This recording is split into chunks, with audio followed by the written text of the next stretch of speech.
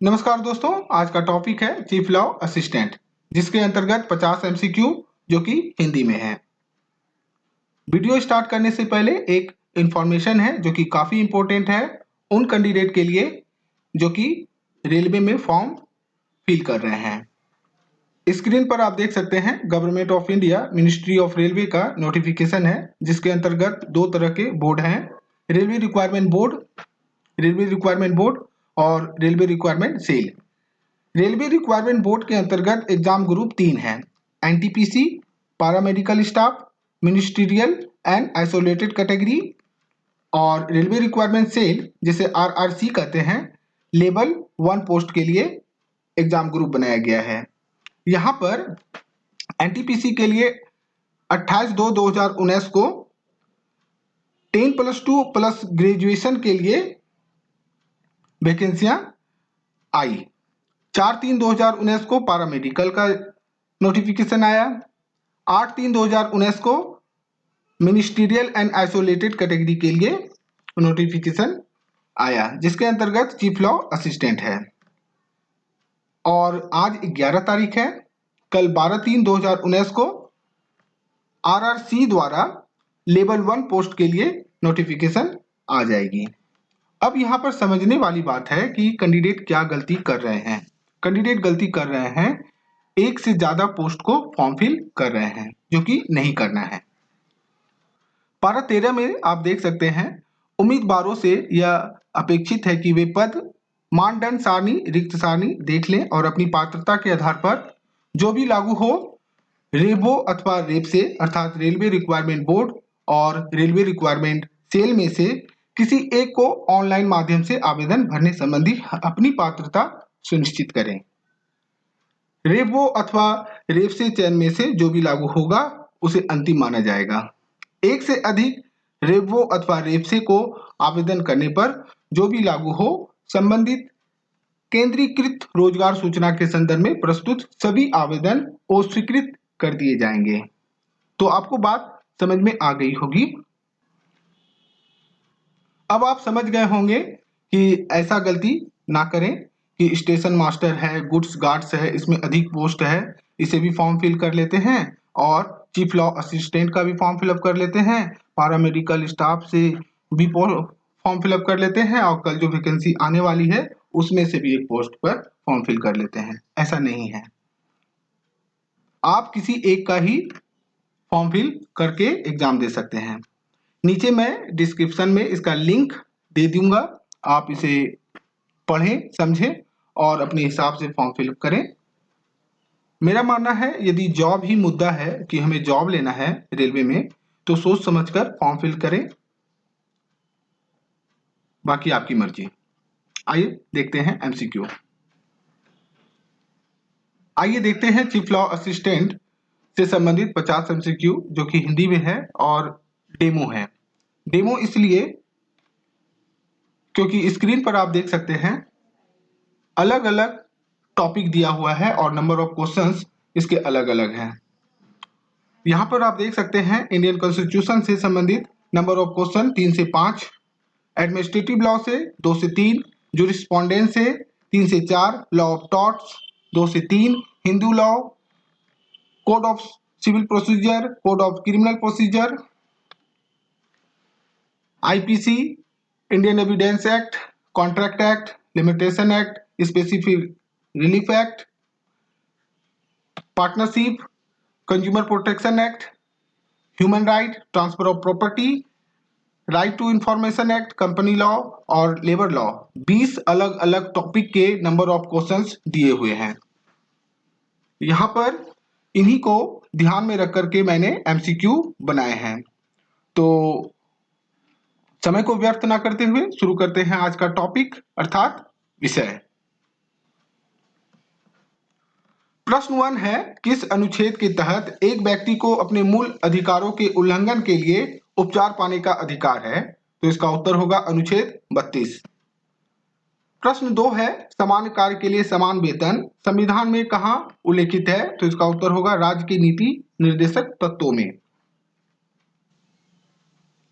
प्रश्न 3 है, हिंदू विधि के अंतर्गत शून्य तथा शून्यकरणीय विवाह की संतान होती है? इसका उत्तर होगा धर्मज। प्रश्न 4 है, हिंदू विवाह अधिनियम 1955 के अंतर्गत अस्थायी निर्वाह व्यय का अधिकार प्राप्त है? इसका उत्तर होगा पति पत्नी दोनों को। प्रश्न 5 है, दंड प्रक्रिया संहिता के अंतर्गत जांच की जाती है? इसका उत्तर होगा मजिस्ट्रेट या न्यायालय द्वारा। प्रश्न 6 है, दंड प्रक्रिया संहिता की निम्न किस धारा के अंतर्गत पुलिस अभियुक्त को बिना वारंट के गिरफ्तार कर सकती है? तो इसका उत्तर होगा धारा 41। प्रश्न 7 है, पुलिस अन्वेषण के लिए किसी व्यक्ति को निरुद्ध करने की मजिस्ट्रेट की शक्ति अधिकतम कितने दिनों की है? तो इसका उत्तर होगा 90 दिन। प्रश्न 8 है, एक प्रतिवादी को अपने लिखित कथन न्यायालय में जिस समय सीमा में देना होगा वह है समन की तामील से 30 दिन के भीतर। प्रश्न 9 है, एक डिग्री हो सकती है? इसका उत्तर होगा प्रारंभिक या अंतिम कोई भी। प्रश्न 10 है, दीवानी प्रक्रिया संहिता की धारा 16 के अंतर्गत अचल संपत्ति से संबंधित वाद दायर किया जा सकता है एक ऐसे न्यायालय में जिसके स्थानीय क्षेत्राधिकार के अंतर्गत? इसका उत्तर होगा संपत्ति स्थित है। प्रश्न 11 है, सामान्य आशय और समान आशय में स्पष्ट अंतर निम्न मामले में किया गया था? तो इसका उत्तर होगा महबूब शाह बनाम एम्पायर। प्रश्न 12 है, विधि विरुद्ध जमाव के लिए कम से कम व्यक्ति आवश्यक होते हैं? इसका उत्तर होगा 5। प्रश्न 13 है, भारतीय दंड संहिता की किन धाराओं में प्राइवेट प्रतिरक्षा के अधिकार संबंधी विधि का प्रावधान किया गया है? तो इसका उत्तर होगा धारा 96 से धारा 106 तक। प्रश्न 14 है, मृत्युकालीन कथन ग्राही होता है? इसका उत्तर होगा दीवानी और डांडिक मामलों में। प्रश्न 15 है, साक्ष्य अधिनियम की निम्नांकित धाराओं में से कौन सी धारा स्वीकृति को परिभाषित करती है? तो इसका उत्तर होगा धारा 17। प्रश्न 16 है, भारतीय साक्ष्य अधिनियम की किस धारा में सार्वजनिक दस्तावेजों का उल्लेख है? तो इसका उत्तर होगा धारा 74। प्रश्न 17 है, किसी तथ्य को सक्रिय रूप से छिपाया जाना संबंधित है? इसका उत्तर होगा कपट से। प्रश्न 18 है, समान संविदा हेतु मर्यादा काल है? इसका उत्तर होगा 3 वर्ष। प्रश्न 19 है, भारतीय संविदा अधिनियम में प्रतिफल की व्याख्या की गई है? इसका उत्तर होगा धारा 2 घो में। प्रश्न 20 है, बहुत सी ऐसी दशाओं में जहां कोई संविदा नहीं है विधि साम्य के आधार पर बाध्यता अधिरोपित करती है, इसे कहते हैं? इसका उत्तर होगा संविदा कल्प। प्रश्न 21 है, भावी संपत्ति का दान? इसका उत्तर होगा 0 है। प्रश्न 22 है, संपत्ति अंतरण अधिनियम की किस धारा में दुर्लभ दान दिया गया है? तो इसका उत्तर होगा धारा 127। प्रश्न 23 है, ओजन्मा व्यक्ति अंतरण पर निहित हित कब अर्जित करता है? तो इसका उत्तर होगा जन्म लेते ही। प्रश्न 24 है, एक सार्वजनिक कंपनी में सदस्यों की न्यूनतम संख्या होती है? इसका उत्तर होगा 7। प्रश्न 25 है, एक निजी कंपनी में न्यूनतम सदस्य संख्या होती है? इसका उत्तर होगा 2। प्रश्न 26 है, उपभोक्ता संरक्षण अधिनियम के अनुसार जिला फोरम का सदस्य होने के लिए न्यूनतम आयु सीमा है? इसका उत्तर होगा 35।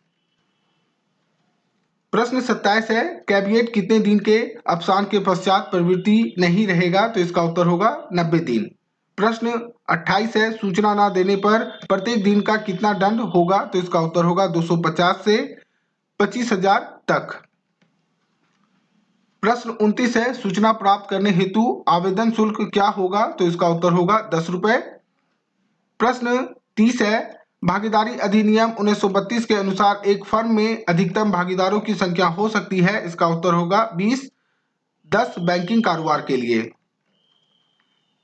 प्रश्न 31 है, भारतीय भागीदारी अधिनियम 1932 की धारा 18 के तहत एक भागीदार फर्म का क्या होता है? तो इसका उत्तर होगा एजेंट। प्रश्न 32 है, निम्नलिखित में से कौन कर्मचारी सुरक्षा और स्वास्थ्य से जुड़ा नहीं है? तो इसका उत्तर होगा बोनस अधिनियम 1965 का भुगतान। प्रश्न 33 है, कारखानों में अनुमत समान मजदूरी के साथ एक दिन में अधिकतम दैनिक कार्य होता है? इसका उत्तर होगा 2 घंटे। प्रश्न 34 है, राष्ट्रीय मानवाधिकार आयोग के अध्यक्ष का कार्यकाल क्या है? तो इसका उत्तर होगा 5 वर्ष या 70 वर्ष की आयु तक। प्रश्न 35 है, राष्ट्रीय मानवाधिकार आयोग का मुख्यालय कहाँ है? तो इसका उत्तर होगा दिल्ली। प्रश्न 36 है, सामान्य दुष्कृति के अंतर्गत की गई कार्रवाई में यह बचाव नहीं है, तो इसका उत्तर होगा तथ्य की भूल। प्रश्न 37 है, अपकृत्य का अर्थ है एक सिविल दोष जो केवल संविदा भंग अथवा न्याय भंग नहीं है। यह परिभाषा दी गई है, इसका उत्तर होगा सामान्य द्वारा। प्रश्न 38 है, चिरभोग द्वारा सुखाधिकार अर्जित करने के लिए दावा किए गए अधिकार कम से कम कितने वर्षों तक उपभोग किया गया हो, तो इसका उत्तर होगा 20 वर्षों तक। प्रश्न 39 है, भारतीय सुखाधिकार अधिनियम 1882 की किस धारा में पट्टाकर्ता या बंधककर्ता के बारे में उल्लेखित है, तो इसका उत्तर होगा धारा 10। प्रश्न 40 है, कौन न्यासी हो सकता है, तो इसका उत्तर होगा संपत्ति धारण करने के लिए सक्षम व्यक्ति न्यासी हो सकता है। प्रश्न 41 है, न्यास अधिनियम 1882 की कौन सी धारा में न्यास भंग की परिभाषा दी गई है, तो इसका उत्तर होगा 3। प्रश्न 42 है, ब्लैकस्टोन के अनुसार कानून कितने तरह के हैं, तो इसका उत्तर होगा 2 तरह के। प्रश्न 43 है, किसी अन्य कर्तव्य के उल्लंघन से उत्पन्न होने वाले कर्तव्य को कहा जाता है, इसका उत्तर होगा द्वितीयक कर्तव्य। प्रश्न 44 है, निम्न में से कौन न्यास की रचना नहीं कर सकता है, तो इसका उत्तर होगा एक नाबालिग। प्रश्न 45 है, धारा 6 विशिष्ट अनुतोष अधिनियम के अंतर्गत संपत्ति के कब्जे के लिए वाद लाया जा सकता है बेदखली के कितने दिनों के अंदर, तो इसका उत्तर होगा 6 माह। प्रश्न 46 है, हिंदू विवाह अधिनियम 1955 की धारा 28 के अधीन पारित आदेशों या डिक्रियों की अपील डिक्री या आदेश पारित किए जाने के कितने दिनों में दायर की जाएगी, तो इसका उत्तर होगा 90 दिनों में। प्रश्न 47 है, संघ लोक सेवा आयोग के सदस्यों की सेवाओं को कौन हटा सकता है, तो इसका उत्तर होगा राष्ट्रपति। प्रश्न 48 है, मानहानि का दावा दायर करने की परिसीमा कितनी है, तो इसका उत्तर होगा 1 वर्ष। प्रश्न 49 है, भारत के संविधान को अंगीकृत किया गया, तो इसका उत्तर होगा 26 नवंबर 1949 को। प्रश्न 50 है, राष्ट्रगान के प्रति अपेक्षित आदर प्रकट करने के लिए क्या करना अनिवार्य है, तो इसका उत्तर होगा आदर पूर्वक खड़े रहना। इस तरह आज का टॉपिक समाप्त होता है। आशा करता हूं आप सभी को आज का टॉपिक पसंद आया हो। यदि पसंद आए तो जुड़े रहें law and banking with Rakesh के साथ ही चैनल को सब्सक्राइब करें, लाइक करें और अपने दोस्तों को वीडियो शेयर करें। वीडियो देखने के लिए धन्यवाद।